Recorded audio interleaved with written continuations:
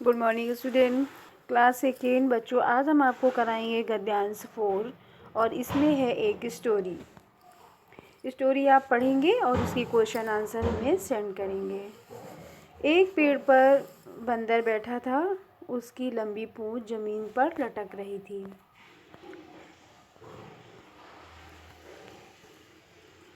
एक गिलहरी वहाँ उछल कूद कर रही थी।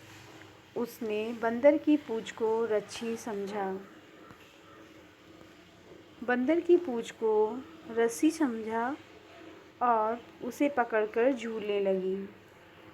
गिलहरी को झूला झूलने में बड़ा मज़ा आ रहा था। बंदर ने उसे ऐसा करते देखा तो उसे पेड़ पर अपने पास बुला लिया। पेड़ पर कौन बैठा था? क्वेश्चन है, पेड़ पर कौन बैठा था? गिलहरी, चिड़िया, बंदर, आदमी। तो कौन बैठा था? बंदर। बंदर की पूंछ कैसी थी? क्वेश्चन 2, बंदर की पूंछ छोटी थी, लंबी थी, झबरीली थी, काली थी। कैसी थी? बंदर की पूंछ लंबी थी। क्वेश्चन 3, गिलहरी ने बंदर की पूंछ को क्या समझा? गिलहरी ने बंदर की पूंछ को रस्सी समझा। क्वेश्चन 4, बंदर ने गिलहरी को कहाँ बुला लिया? बंदर ने गिलहरी को पेड़ पर बुला लिया। क्वेश्चन 5, गद्यांश से कुछ काम बताने वाले शब्द चुनकर लिखिए। काम बताने वाले शब्द: बैठा था, लटक रही थी, उछल कूद कर रही थी, झूलने लगी, अपने पास बुला लिया। यहाँ पे चुनकर लिखेंगे। क्वेश्चन 5, गद्यांश से काम बताने वाले शब्द चुनकर लिखना है। तो लिखिए, फर्स्ट नंबर बैठा था, सेकेंड लटक रही थी, थर्ड उछल कूद कर रही थी, फोर्थ रस्सी समझा, झूलने लगी, पास बुला लिया। ओके स्टूडेंट, तो यहाँ पे आप लोगों ने काम बताने वाले शब्द लिखेंगे। तो जो काम बताने वाले शब्द होते हैं वो क्रिया होती है।